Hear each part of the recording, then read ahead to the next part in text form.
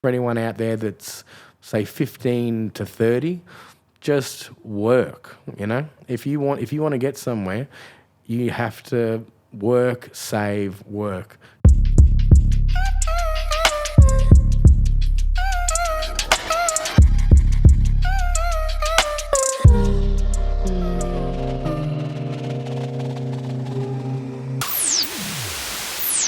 Hey guys, my name's Luke Anderson, just here to tell you a little bit about my life.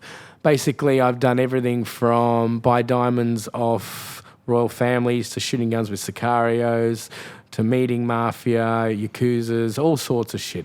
But I've also done the other side, and I've seen both worlds, and I've traveled over 100 countries. I've lived the best life for 32. I give to a lot of charities, over 500 kids around the world I give to.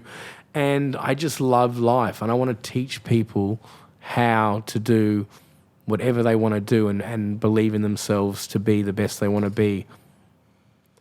All unfiltered. All unfiltered.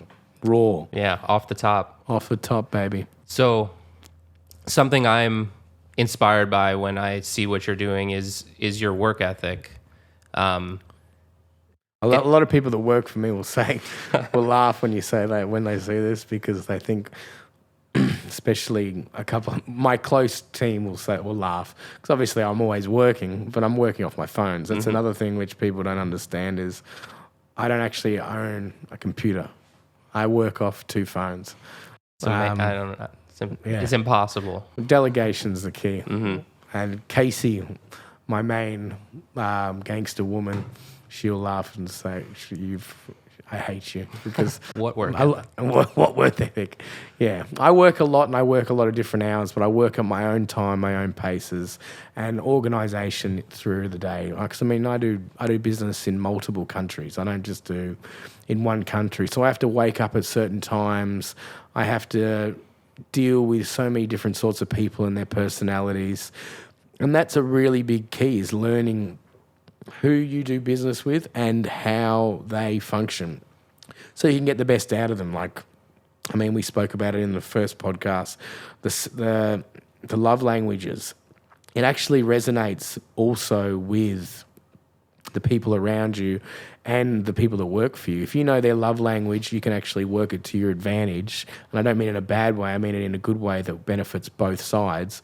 So they feel appreciated and you also get the best money for your buck from their work. Yeah, it's really communication.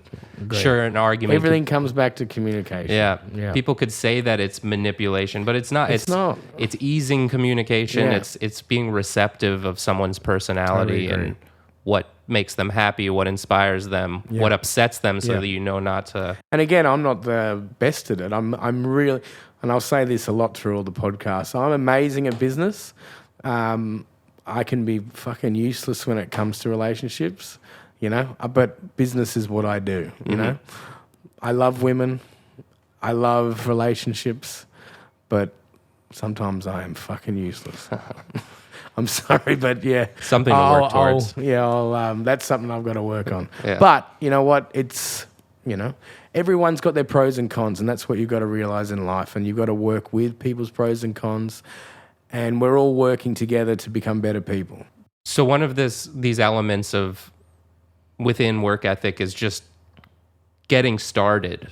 Like some people just struggle to pull the trigger on something. Maybe it's out of fear, or anxiety, or other people's advice. That's what I find a lot with a lot of people that I come to me asking for advice or something. A lot of people listen to their peers or listen to their mummy and daddy or and they say, that's a shit idea or that. Doesn't matter. If you want to do something, give it a go. If it doesn't work, pick yourself up, go again, Always work another job. Never put all your eggs in one basket. And just, especially for anyone out there that's, say, 15 to 30, just work, If you want to get somewhere, you have to work, save, work. Don't spend all your money on going out and impressing people. Once you get to a certain level, you can do all that shit if that's what you want to do. But until you get there, it's about saving, it's about organisation, it's about meeting the right people, it's about not never use people, but use people to your advantage that also is to their advantage, you know? Every single relationship is a two-way street, so you've got to remember that.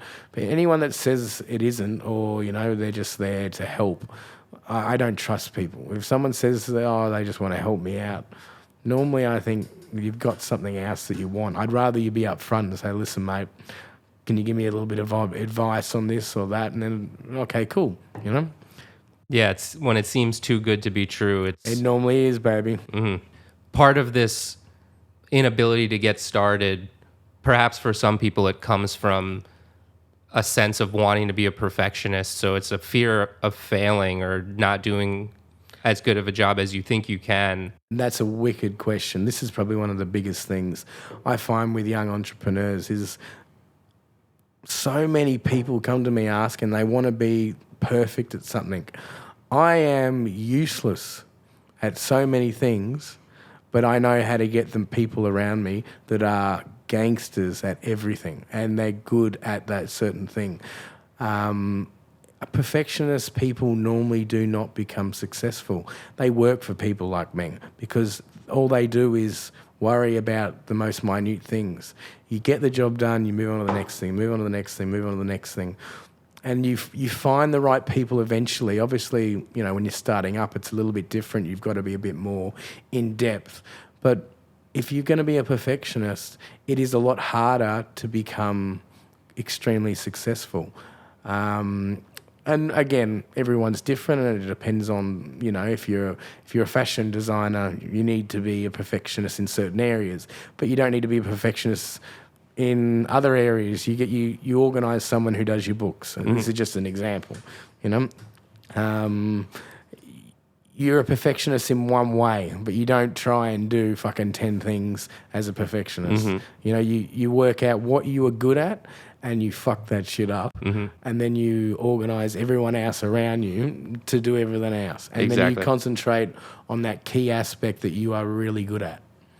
Is work ethic something that you can cultivate and improve, or you think you're 100%. You can, but you need to want it.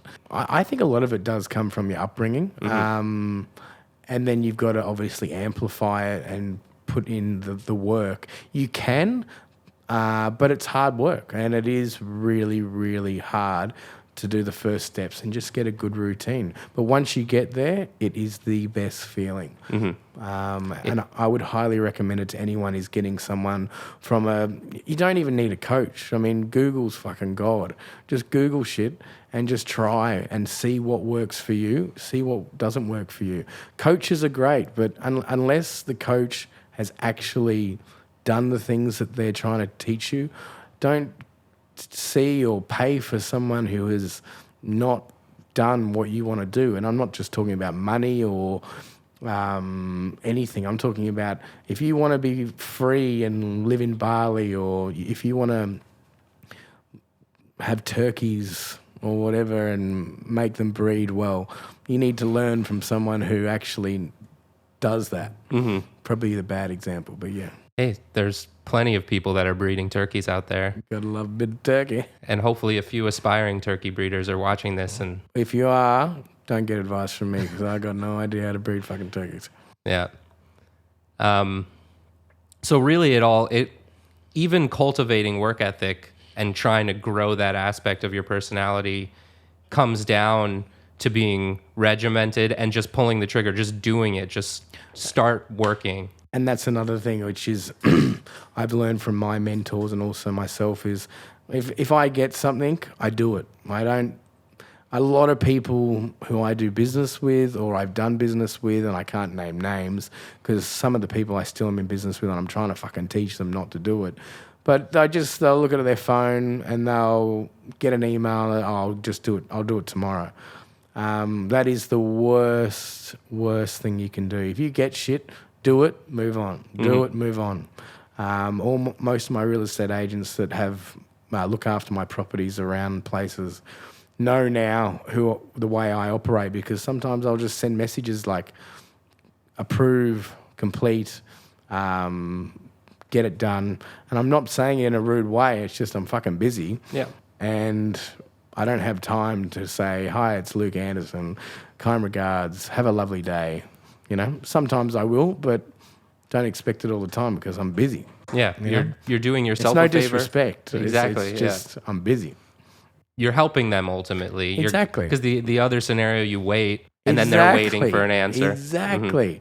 So no, that's actually a really good point too, which I wasn't even thinking of. I'm helping them too because I'm getting shit done, getting them the answer quickly.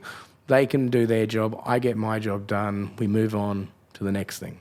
Hopefully the renters don't break anything.